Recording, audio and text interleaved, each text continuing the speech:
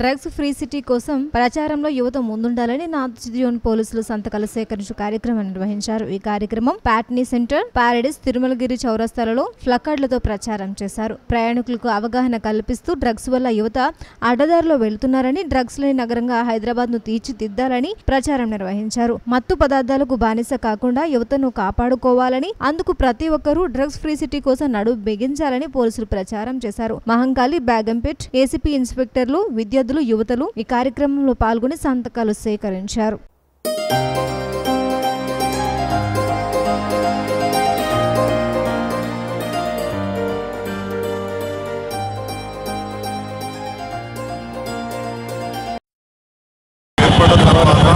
తెలంగాణ రాష్ట్ర పోలీసు వ్యవస్థ ఆధ్వర్యంలో అన్ని రకాల వినాశస్ అంటే నిర్మూలించడం జరుగుతున్నది.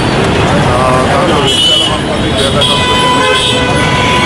ఇంకా కూడా ఇప్పుడు డ్రగ్స్ ఫ్రీ సిటీగా ఏ రకమైన డ్రగ్స్కు యువత బాధ్యత కాకుండా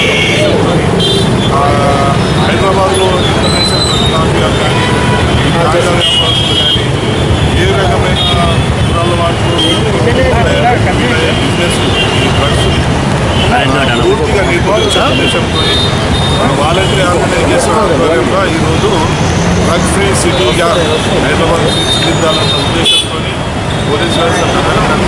కాబట్టి ప్రజల సహకారంతో చేయడం జరుగుతుంది. ముందు ప్రజల సహకారంతో హైదరాబాద్ సిటీని డ్రగ్ ఫ్రీ సిటీగా చేయాలని పోలీస్ వ్యవస్థ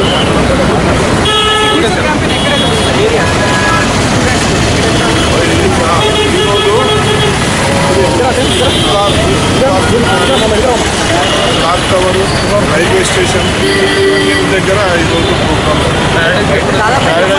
ప్యారడైజ్ దగ్గర ఉన్నాం. ఇప్పుడు ప్యారడైజ్ కూడా